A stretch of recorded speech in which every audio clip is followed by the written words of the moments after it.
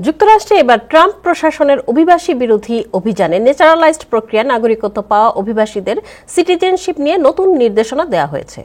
যদি কেউ ভুল কিংবা তথ্য গোপন করে অথবা অপরাধে অভিযুক্ত থাকেন এমন অভিবাসীদের সিটিজেনশিপ বাতিলে সংশ্লিষ্টদের ডিন্যাচারালাইজেশন কার্যক্রম জোরদারের নির্দেশ দিয়েছেন ইউএস বিচার বিভাগ।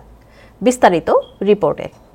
যুক্তরাষ্ট্রের অভিবাসন বিরোধী অভিযান এখন এক নতুন রূপ নিচ্ছে। শুধু অবৈধ অভিবাসী নয়, বরং আইনগত ন্যাচারালাইজড প্রক্রিয়ায় নাগরিকত্ব পাওয়া অভিবাসীদেরও এখন টার্গেট করা হচ্ছে। যুক্তরাষ্ট্রের বিচার বিভাগ অপরাধে যুক্ত থাকলে কিংবা তথ্য গোপন বা কাগজপত্রের ত্রুটিসহ সামান্য ভুল থাকলেই সিটিজেন নাগরিকদেরও ডিন্যাচারালাইজেশন কার্যক্রম জোরদারের নির্দেশ দিয়েছে। এমন নির্দেশনায় অভিবাসীদের নিয়ে দুশ্চিন্তার আভাস ইমিগ্রেশন বিশেষজ্ঞদের। এদিকে ইলন মাস্ক ও নিউ ইয়র্ক ডেমোক্র্যাট মেয়র প্রার্থী জোহরান মামদানিকে নাগরিকত্ব নিয়ে প্রেসিডেন্ট ডোনাল্ড ট্রাম্পের মন্তব্যে সে দুশ্চিন্তায় পারদ ঢেলে দিয়েছে।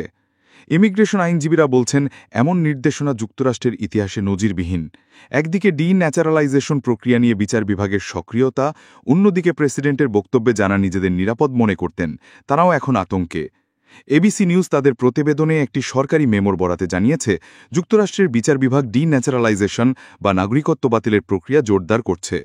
সহকারী অ্যাটর্নি জেনারেল ব্রিট শুমেট স্বাক্ষরিত ওই মেমোতে বলা হয় যে সকল ব্যক্তির বিরুদ্ধে জাতীয় নিরাপত্তা, মানব পাচার, যুদ্ধাপরাধ সহ যেসব অপরাধের প্রমাণ মিলবে সেসব ক্ষেত্রে নাগরিকত্ব বাতিলের মামলা করা যাবে। তবে শুধু গুরুতর অপরাধ নয়, নাগরিকত্ব নেওয়ার সময় গোপন তথ্য, কাগজপত্রের ত্রুটি, এমনকি প্রশাসনিক ভুলও এখন নাগরিকত্ব হারানোর কারণ হয়ে উঠতে পারে। ট্রাম্পের সাবেক উপদেষ্টা ইলন মাস্ক বিগ বিউটিফুল বিলের সমালোচনা করার প্রতিক্রিয়ায় বহিষ্কারের হুমকি দিয়ে ট্রাম্প সাংবাদিকদের বলেন, আমরা বিষয়টি খতিয়ে দেখব।